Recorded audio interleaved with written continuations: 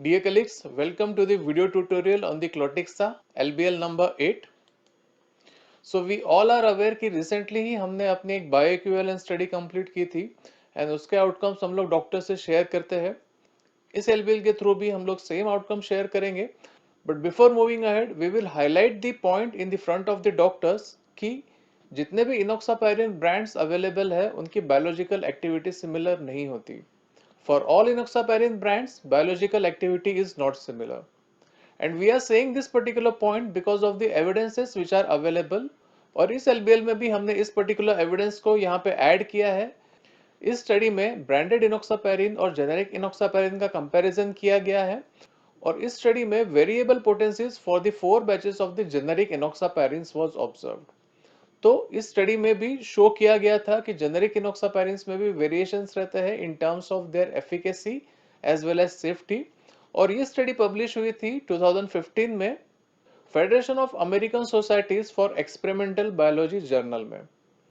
सो ये एविडेंस देखने के बाद हम लोग अंडरस्टैंड करने का ट्राई करेंगे कि बायोलॉजिकल एक्टिविटी इनोक्सापैरिन्स की सिमिलर क्यों नहीं रहती है और इसका रीजन समझने के लिए ये पॉइंट हमें हेल्प करेगा. Studies have revealed that branded and generic enoxaparin exhibit dissimilarities in terms of their composition. इसका मतलब compositional changes या variations रहने की वजह से branded और generic enoxaparin में differences या variation देखे जा सकते हैं. These compositional changes are nothing but the differences in the oligosaccharide sequence. तो इनोक्सापैरिन में जो ओलिगोसैकेराइड प्रेजेंट रहता है तो उनका सीक्वेंस डिफरेंट होने की वजह से वेरिएशंस देखे जा सकते हैं ब्रांडेड एंड जेनेरिक इनोक्सापैरिन्स के बीच में. और इन कंपोजिशनल चेंजेस की वजह से जेनेरिक इनोक्सापैरिन की फार्माकोलॉजी पे भी इफेक्ट हो सकता है. अमेरिकन सोसाइटी ऑफ हेमेटोलॉजी 2018 ने भी यही सजेस्ट किया था कि जेनेरिक इनोक्सापैरिन में डिफरेंसेस रहते हैं which may affect the safety and efficacy of the इनोक्सापैरिन.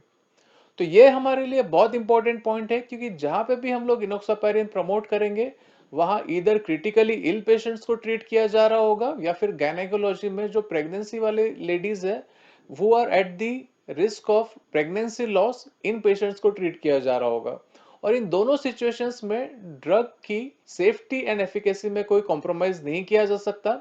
So this is the particular concern which we can discuss in front of doctor कि generic enoxaparins में variations रहते हैं because of their compositional changes and it can affect their safety and efficacy. Now moving ahead, are there any recommendations or guidelines to ensure safety and efficacy? So definitely yes. To ensure the safety, purity and potency of the enoxaparin, EMA, that is European Medicine Agency, and FDA, that is Food and Drug Administration of United States, इन दोनों ने recommend किया है measurement of the pharmacodynamic activities such as anti-factor 10A activity, anti-factor 2A activity, ratio of anti-factor 10A to anti-factor 2A activity and TFPI activity, that is tissue factor pathway inhibitor activity. सो ये चारों parameters को compare करने का recommendation दिया है EMA and US FDA दोनों ने और हमने भी अपनी स्टडीज में इन्हीं पैरामीटर्स को कंपेयर किया है. First one anti factor 10A, anti factor 2A, then ratio of anti factor 10A to anti factor 2A and TFPI activity. और यहाँ पे हमें एक बात समझना बहुत जरूरी है कि ये फार्माकोडायनामिक स्टडी जो की गई थी it has been mandated by the US FDA in around 2011 for the approvals of the generic enoxaparin. इसका मतलब ये है कि US FDA ने 2011 में ही अप्रूवल कंपलसरी किया था for the generic enoxaparin versions in the US markets. और साथ में ही similar regulations were brought by EMA, that is European Medicine Agency, in 2017 for the European markets. और इंडिया की अगर बात करें तो India as of now there are no such regulatory requirements of any PD study for the generic approvals of the enoxaparin in the Indian markets. तो India में as such कोई regulatory requirement नहीं है for this particular pharmacodynamic study for generic approvals of the enoxaparin.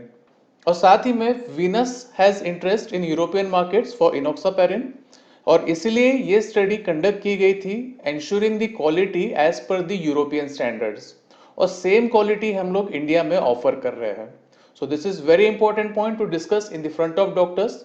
Venus has interest in the European markets for enoxaparin. Therefore, this study was conducted by us for ensuring quality as per the European standards, and same we are offering to the India as well.